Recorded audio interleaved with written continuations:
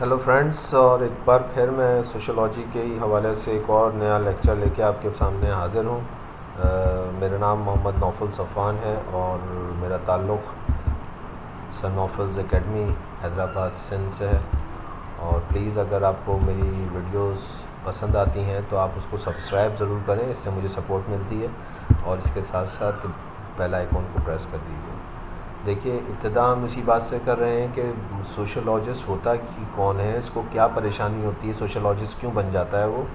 ये बात मैं अपनी पिछली भी उसमें बता चुका हूँ कि दरअसल सोशलॉजी जो होती है वो बेसिकली एक ऐसे इल्म का नाम है जिसके अंदर के एक्सपर्ट्स जो हैं वो माशरे में होने वाली चेंजिंग्स को ऑब्ज़र्व कर रहे होते हैं, सोसाइटी में होने वाली चेंजिंग्स को ऑब्ज़र्व करते हैं और इस बात पे वो गौर करते हैं कि ये सोसाइटी के अंदर चेंजिंग्स क्यों आ रही हैं। तो सोशलॉजिस्ट जो है वो इस हवाले से हर आस्पेक्ट पे गौर करता है कि पहले सोसाइटी कैसी थी और अब सोसाइटी कैसी हो गई है और आने वाले दिनों में इसकी क्या शक्ल बनने वाली है। सारी की सारी बातें जो है एक सोशलॉजिस्ट जो है वो जहन में रखता है। अच्छा, दूसरी चीज़ ये कि इस लेक्चर के अंदर जो है वो हम जो कवर करने वाले हैं वो इब्न खल्दून को करने वाले हैं इंशाअल्लाह ताला। मैं आपको ये सारे के सारे नाम जो CSS के अंदर मौजूद हैं, रिकमेंडेड हैं, इनमें से इन सब को आने वाले दिनों के अंदर हम एक वन बाय वन जो है वो लेते जाएंगे। ठीक है जी, तो चलते हैं इब्न खल्दून की तरफ। इब्न खल्दून जो है वो ट्यूनीसिया के अंदर अरब फ़िलासफ़र है, ट्यूनीसिया के अंदर पैदा हो रहा है। इसका टाइम पीरियड जो है वो 1332 ईस्वी से 1406 ईस्वी, यानी कि ये 14वीं और 15वीं सदी का जो है वो फ़िलासफ़र है। और इसको मेनली जो है वो एज ए हिस्टोरियन जो है वो काउंट किया जाता है। साथ में इसने जब हिस्ट्री के ऊपर रिसर्च की है तो उसी रिसर्च के दौरान में जो है वो इसका जो हिस्ट्री की रिसर्च है उसी के दौरान इसने सोशलॉजिकल आस्पेक्ट्स को भी डिस्कवर किया। और जो इसकी जो थ्योरी है अज़बिया की, जो हम सबको ही पता है कि इसने थ्योरी ऑफ अज़बिया दी, उस अज़बिया की थ्योरी की वजह से इसको सोशलॉजिस्ट के तौर पे स्ट्रांगली कंसीडर किया जाता है। और जाहिर सी बात है, अगर ये सोशलॉजिस्ट था तो 19वीं सदी के जो सोशलॉजिस्ट हैं जो कि फाउंडर माने जाते हैं यूरोप के, तो उनसे ये कहीं ज़्यादा पहले के अरसे से इसका ताल्लुक़ है, ज़माने से ताल्लुक़ है।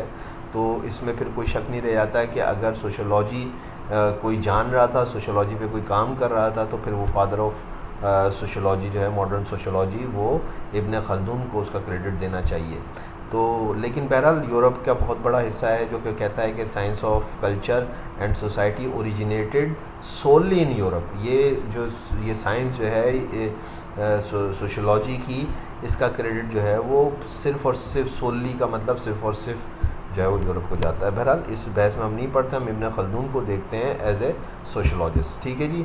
अमेरिकन सदर का एक मुझे मिल गया था एक ये नुस्खा, तो मैंने कहा मैं आपसे शेयर करूं कि अमेरिकन सदर ने एक बार अपने इंटरव्यू में कहा था कि मैं आज अमेरिका का सदर सिर्फ इसलिए हूं कि मैंने इब्न खल्दून के फ़लसफ़े से भरपूर इस्तिफ़ादा हासिल किया। यानी कि इस्तिफ़ादा हम अगर आसान उर्दू में कहें तो इस्तिफ़ादा का मतलब ये है कि उसने इससे इम्प्रेस हुआ, उस under the influence of Ibn Khaldun, he was strongly under the influence of the ideology of Ibn Khaldun. तो यही वो इसमें कह रहा है कि इस्तिफ़ादा हासिल किया और इस फ़लसफ़े से, उसके फ़लसफ़े से मुतासिर होकर उसको अपनी ज़िंदगी पर लागू किया। और इसलिए इब्न खल्दून, अमेरिकन सदर कहता है कि मेरी पसंदीदा तरीन शख्सियत है। तो ये उसके अपने अल्फाज हैं और आप इसको जाके नेट पे भी चेक कर सकते हैं। तो बहरहाल इब्न खल्दून कहता है कि सोसाइटी दरअसल अज़बिया की वजह से बनती है और टूटती है, दोनों चीज़ें इसी वजह से होती हैं। देखते हैं कैसे। ठीक है जी। तो कहता है सोशलॉजी का ये 5वां लेक्चर है, तो ये लेक्चर नंबर 5 है इस सीरीज़ का, इब्न खल्दून एंड अज़बिया। ये मैंने इसका टाइटल रखा है। जल्दी जल्दी चलते हैं ताकि जो वीडियो है ज़्यादा लंबी ना हो। 3 थ्योरीज़ इसकी हम जो कंसिडर करेंगे। फॉर्मेशन ऑफ अज़बिया, कि अज़बिया कैसे बनता है, क्या फॉर्मेशन है कि अज़बिया है क्या भला।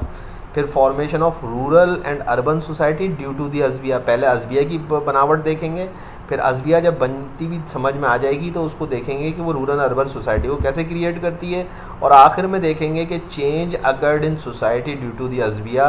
क्योंकि जाहिर सी बात है, मैं आपको बता चुका हूँ कि सोशलॉजिस्ट अगर सोशलॉजिस्ट है तो वो इसी चीज़ की तो रिसर्च कर रहा है कि सोसाइटी के अंदर चेंज क्या आ रही है। और मैंने आपको एक बात बताई थी, मेरे स्टूडेंट्स याद रखें, कि जब हम सोशोलॉजी की बात करते हैं तो हम बड़े ग्रुप्स की बात कर रहे हैं, छोटे ग्रुप्स की बात नहीं कर रहे होते। ठीक है जी, आगे चलते हैं। तो 3 थ्योरीज है इब्न खल्दून की। ठीक है जी, एक जो है वो अज़बिया की सोशल यूनिफिकेशन, इसको आप कह सकते हैं, आप इसको जो भी कह लीजिए अंग्रेज़ी के अंदर, सोशल यूनिफिकेशन। उसने बहरहाल इसका नाम अज़बिया रखा क्योंकि ये जो है वो अरबी फ़िलासफ़र था। दूसरा ये कि इसने रूरल और अर्बन सोसाइटी को फिर इस हवाले से अज़बिया से ही रिलेट किया। और तीसरा ये कि इसने जो है वो फिर उस हवाले से ही सोशल चेंज बताई कि सोशल चेंज क्या होती है। आसान है, मैं बहुत आसान करके इसको बताने की कोशिश करूँगा, आपको इंशाल्लाह अगले 2-3 मिनट में समझ में आ जाएगा। देखिए, ब्लड टाइज़ हैं, अलाइंसेस हैं, ये दुनिया के अंदर आज भी हैं कि जो है वो हम जो है वो कुछ लोग होते हैं जिनका ब्लड टाइज़ का मतलब ये कि खूनी रिश्ता होता है, यानी कुरैश हैं। अब कुरैश अरबों के अंदर एक बाप की औलाद है सारी की सारी, तो फिर उनका अलाइंस हो जाता है। और अलाइंस कहते हैं, इत्तेहाद होते हैं इन्हीं बुनियाद पे, कोई सिमिलैरिटीज़ होती हैं उनकी बुनियाद पे, उनमें आपस में इत्तेहाद हो जाता है। और ये इत्तेहाद फिर किस तरफ जाता है, ये ब्लड टाइज़ और अलाइंसेस मिलाते हैं और ये बनाते हैं अज़बिया। ये है अज़बिया, यानी कि आपकी यूनिफिकेशन फ़ोर्स है, ये लोगों को जमा करती है, बहाना मिलता है लोगों को, ज़रूरत बनती है लोगों की कि वो जो है वो एक जगह पे जमा हो जाएं, एक बन जाएं, एक ग्रुप बन जाएं। और ये पहली थ्योरी है, social theory of solidarity of अज़बिया, ये इब्न खल्दून कहता है। ठीक है जी, आगे चलते हैं। देखिए, वाई अज़बिया अकर्स, ये होती क्यों है। चलें ठीक है, अज़बिया होगी, लेकिन ये पैदा कैसे होती है और कहाँ पे होती है। तो कहता है, when people meet on similar goals like same language, same tribes, same religion और एनी अदर सिमिलर गोल्स, तो वहाँ पे जो है वो अज़बिया अकर हो जाती है और वो अज़बिया बन जाती है।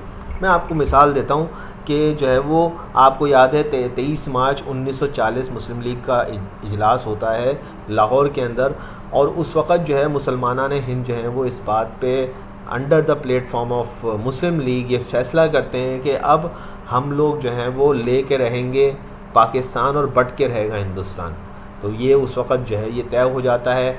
और उसकी सिमिलैरिटी क्या बनती है, मोहम्मद अली जिन्ना क्या सिमिलैरिटी देते हैं कि हम सब मुसलमान हैं, और वो 2 नेशन थ्योरी होती है कि मुसलमानों को एक अलग जो है वो वतन चाहिए जिसके अंदर के वो अपनी जो रसूमात हैं उनके मुताबिक जो है वो ज़िंदगी गुजार सकें। ये एक उन सब में एक अज़बिया पैदा हो जाती है, एक यूनिफिकेशन फ़ोर्स पैदा हो जाती है। और वो यूनिफिकेशन फ़ोर्स आप देखिए क्या कमाल करती है कि सोसाइटी के अंदर एक बहुत बड़ी चेंज ले आती है। एक डिवीज़न हो जाता है सब कॉन्टिनेंट के अंदर। अगले 10 साल के अंदर आप बल्कि 10 साल भी नहीं, 7 साल के अरसे में अगर 1940 लगाएं तो 1940 से 7 साल के अंदर जो है वो बिना किसी जंग के, बिना किसी झड़प के जो है वो मोहम्मद अली जिन्ना जो है पॉलिटिकली जो है वो कॉन्स्टिट्यूशनल रिफॉर्म्स के ज़रिए से जो है वो हिंदुस्तान को तकसीम करने में कामयाब हो जाते हैं। अब आपने देखा कि वो 23 मार्च 1940 को जो है वो एक सेम गोल के ऊपर लोग जमा हो रहे हैं। तो उनके सेम गोल पे जमा होने से क्या हो रहा है, लीडरशिप एक्सेप्टेंस हो रही है। कायदे आज़म के ज़ेरे साया जो है मुस्लिम लीग के प्लेटफॉर्म पे जो है वो लीडरशिप की एक्सेप्टेंस हो रही है। तो मुस्लिम लीग इस बात पे जो है वो कन्वेंस हो जाती है कि मोहम्मद अली जिन्ना जो हैं वो हमारे लीडर हैं। और ये किस वजह से हो रहा है, फिर वो अज़बिया की वजह से ही हो रहा है। ठीक है जी, अज़बिया जो है वो इमरजेंस पैदा कर रही है लीडरशिप की, और उसी की वजह से जो है वो इमरजेंस के साथ साथ एक्सेप्टेंस हो रही है उस लीडरशिप की। अब ऐसी सूरत हाल के अंदर जो है वो लीडरशिप की ट्रेड्स क्या होती हैं और बिहेवियर क्या होते हैं उसको भी देख लेते हैं कि जाहिर सी बात है उसका डिसेंट ओरिजिन जो है वो पॉपुलैरिटी का सबब बनता है कि उसका जो ओरिजिन है वो कहाँ से है, उसका रिलीजन क्या है, ये उसके फॉलोअर्स कितने हैं, ये सब मिला के एक लीडरशिप क्रिएट करते हैं। और ये भी अज़बिया की वजह से हो रहा होता है। मैं आपको एक बात याद दिला दूं कि अभी तक मैंने ये बात सारी की सारी फर्स्ट थ्योरी के हवाले से की है, और वो ये थी कि अज़बिया की फॉर्मेशन, आपको याद होगा मैंने बताया था कि सबसे पहले हम अज़बिया की, तो अब आपकी समझ में आ रहा है कि अज़बिया की फॉर्मेशन कैसे हो रही है। ठीक है जी, तो अब आ जाइए दूसरी उसके ऊपर के second theory of Ibn Khaldun क्या थी। वो थी रूरल और अर्बन थ्योरी थी कि बदायूनी उस अरबी में इस लफ्ज़ के लिए उसने इस्तेमाल किया कि रूरल अज़बिया, और दूसरी उसने इस्तेमाल की हाज़रिया या अर्बन सोसाइटी जो है वो अर्बन सोसाइटी कैसे बन रही है और रूरल सोसाइटी, और इसके लिए उसने इस्तेमाल की 2 लफ्ज़ कि रूरल अज़बिया और अर्बन अज़बिया। आसान है, समझ लीजिए। कहता है अर्बन अज़बिया is more and they need more अज़बिया। कहता है कि जो ये अज़बिया जो रूरल साइड पे होती है, गाँव गोठों में होती है या दूर इलाक़ों, दूर अफ्तादा इलाक़ों में होती है, वहाँ पे अज़बिया ज़्यादा ताकतवर होती है और इसकी ज़्यादा ज़रूरत होती है। ठीक है जी, तो ये पूरा का पूरा जो सिस्टम है वो इसके अंदर जो है वो कहता है कि बिकॉज इंटरेक्शन इज़ मोर और and more dependent to each other. आप किसी गांव में रहते हैं तो आपका इंटरेक्शन ज़्यादा होता है, आप किसी कबीले में रहते हैं तो आपका इंटरेक्शन ज़्यादा होता है, और आप एक दूसरे पर डिपेंडेंट भी ज़्यादा होते हैं। आप अपनी सिक्योरिटी के हवाले से, अपने अड़ोस पड़ोस, अपने मोहल्ले के हवाले से आप ज़्यादा डिपेंडेंट होते हैं किसी गांव गोट के अंदर रहते हैं। आपका ये जो अज़बिया है यानी कि यूनिफिकेशन फोर्स ज़्यादा वहाँ पे काम कर रही होती है। तो उसने इसी चीज़ को कहा कि रूरल आर ब्रेव, और इसी वजह से ये लोग हार्ड होते हैं, हार्ड वर्कर होते हैं, फिज़िकली भी स्ट्रांग होते हैं, बहादुर भी होते हैं, जिस्मानी तौर पे ताकतवर होते हैं क्योंकि काम भी ज़्यादा कर रहे होते हैं, ये एक गाँव गोट के मंजरनामे में रह रहे होते हैं। तो ये वो चीज़ें जो कि सारी की सारी होती है। तो अब क्या होगा कि अज़बिया ज़्यादा होती जाएगी जैसे जैसे सोसाइटी रूरल होती जाएगी, और अज़बिया कम होती जाएगी जैसे जैसे सोसाइटी अर्बन होती जाएगी। वो कहता है अज़बिया कम होगी तो सोसाइटी रूरल से अर्बन बन जाएगी। ठीक है जी। तो ये कहता है कि यहाँ पे अर्बन सोसाइटी के अंदर वीक अज़बिया होगी, यूनिफिकेशन फोर्स कम होगी। साथ में वो कहता है कि इस वजह से कि no interaction, less dependent to each other, they don't need अज़बिया। शहर के अंदर किसी को क्या मालूम पड़ोस में कौन रह रहा है, या जो है वो आपके डिफेंस और किसी बड़े इलाके में जाए तो वहाँ तो बिल्कुल भी नहीं पता होता, बराबर में कोई मर जाए उसका नहीं पता होता है, क्योंकि हम लोग एक लग्जरियस लाइफ शहरों के अंदर गुजार रहे होते हैं, हम एक दूसरे पर डिपेंडेंट नहीं हो रहे होते। तो हमारी जो यूनिफिकेशन फोर्स है वो वीक होती है। उसमें भी वो फिर रियासती ताकत के तौर पे हम अज़बिया में लिपटे होते हैं, वो एक रियासती ढांचा आ जाता है। ठीक है जी, वो एक अलग चीज़ है। तो ये फिर बहुत कॉम्प्लिकेटेड हो जाएगा, लेकिन इस वक्त समझने के लिहाज से मैं समझता हूँ कि ये आसान है जो आप समझ रहे हैं। चलें जी, अब ये इस वजह से इसके आउटकम्स क्या होंगे, जाहिर सी बात है कि इनिशियल ओबीडियंस होगी, कंप्लाइंस होगी। ओवरऑल आप जो है जब अज़बिया में होंगे तो आपने जो है वो एक यूनिफिकेशन फोर्स के अंदर ओबीडियंस करनी है और उसकी तकमील करनी है, तामील करनी है हुक्म की। ठीक है जी। फॉलोअर्स जो है वो होंगे, जो लीडर है उसके बहुत सारे फॉलोअर्स बन जाएंगे, और यूँ एक अज़बिया बन जाएगी। इंटेंसिफिकेशन ऑफ अथॉरिटी होगी, ऑर्गेनाइजेशनल ऑर्डर होगा, स्टेबिलिटी होगी अज़बिया की वजह से, यूनिफिकेशन फोर्स की वजह से। ऑर्गेनाइजेशनल आउटकम, उसकी जो ऑर्गेनाइजेशन बनेगी उसके यकीनन उसके कुछ ना कुछ नताइज, उसके कुछ ना कुछ इफ़ेक्ट्स आएंगे। अब वो कहता है कि जब यही जो अज़बिया कम होगी तो डिसइंटीग्रेशन की भी वजह अज़बिया ही होगी। ये अज़बिया कम होगी, ये अज़बिया वीक होगी, अज़बिया टूटेगी तो जो है वो सोसाइटी टूटना शुरू हो जाएगी। और ये कहता है कि follower defiance destruction of leadership, और यही जो है वो अज़बिया जब टूटेगी, अज़बिया ख़त्म होगी तो जो है वो लीडरशिप जो है वो भी ख़त्म हो जाएगी और उसको चाहने वाले लोग भी ख़त्म हो जाएंगे। तो ये जो है वो इस हवाले से। अब तीसरी जो थ्योरी है वो इस साइड पर आप ये देख सकते हैं स्क्रीन की, कि the third theory of Ibn Khaldun, social change is due to अज़बिया। अब देखें ना, जैसे आते बात तो सारी की सारी सोशल चेंज की होनी चाहिए ना, तो अब वो कह रहा है कि सोशल चेंज असल में इस अज़बिया की तो वजह से है। इट ब्रिंग्स सोशल चेंज, अज़बिया ही तो सोशल चेंज लेके आती है। कैसे लेके आती है, अभी तो बताया था कि अज़बिया कम होगी तो सोसाइटी रूरल होगी, और जैसे जैसे अज़बिया कम होगी तो जैसे जैसे अज़बिया कम होगी तो सोसाइटी रूरल से अर्बन हो जाएगी। यानी कि जब अज़बिया ज़्यादा होगी तो ये रूरल सोसाइटी होगी, और जैसे जैसे इस रूरल सोसाइटी के अंदर अज़बिया कम होती आएगी ये शहर बनता जाएगा, ये बड़ा होता जाएगा, और जैसे जैसे सोसाइटी बड़ी होती आएगी उसके अंदर अज़बिया कम होती आएगी।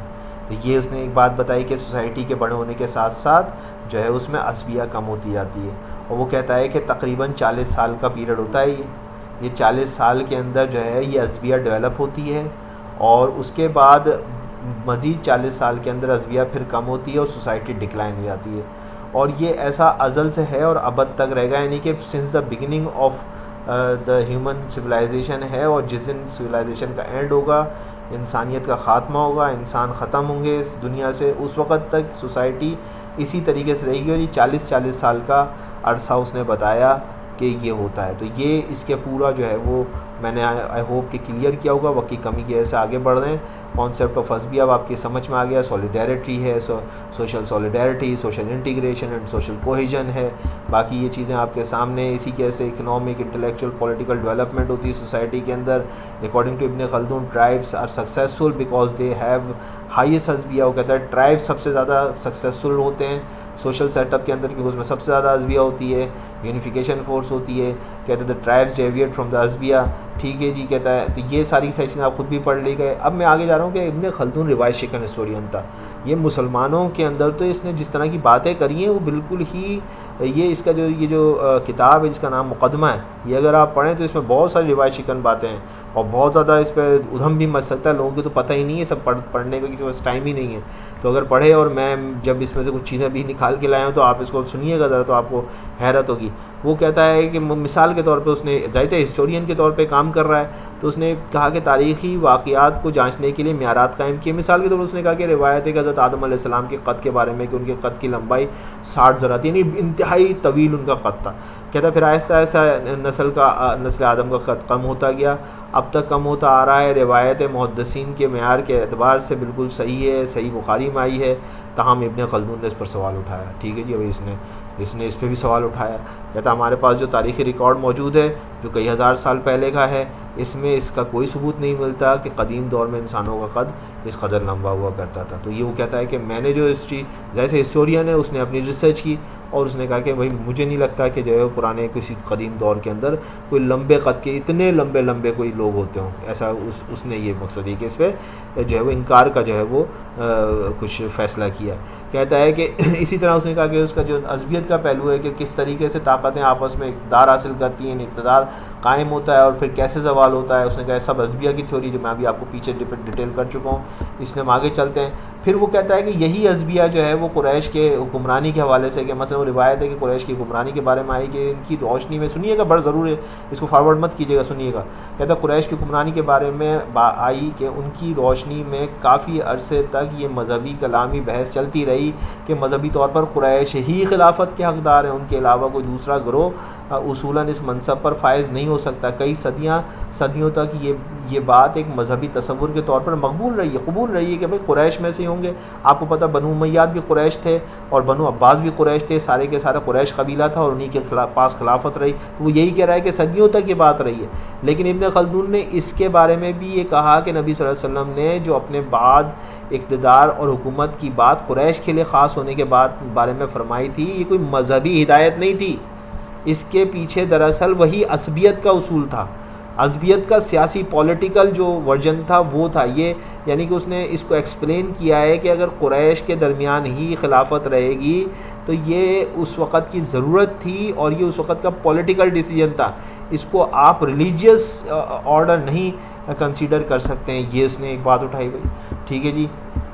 कहता है कि इब्न खल्दून जो है वो कहते हैं कि अगर कुरैश उस वक़्त कुरैश को ये इख्तियार नहीं दिया जाता या कुरैश को से मंसूब नहीं किया जाता इक़्तिदार को, तो इज्तिमाइयत ख़त्म हो जाती, वो जो यूनिफिकेशन फोर्स है वो ख़त्म हो जाती, मुसलमान बढ़ जाते। आपको पता होगा कि उस वक़्त भी जिस वक़्त हज़रत अबू बकर सिद्दीक़ रज़ियल्लाहु ताला अन्हु जो हैं वो इलेक्ट होते हैं मुसलमानों के पहले खलीफा के तौर पे, तो अंसार इस बारे में, जो अंसार आप जानते हैं कि मदीने के लोग थे, जिनका ताल्लुक़ कुरैश से नहीं था, उन्होंने कहा कि भाई ये खिलाफत हमारे पास आनी चाहिए। तो उस वक़्त जो अरब के दूसरे कबाइल थे उन्होंने यही कहा, Abu Bakr and the company, I mean हज़रत उमर रज़ियल्लाहु ताला अन्हु और दूसरे अशरा मुबर्रशरा जितने भी लोग थे, उन्होंने यही कहा कि नहीं जनाब, अंसार आप लोगों को ये इक़्तिदार नहीं मिल सकता है, ये सिर्फ कुरैश को ही मिल सकता है।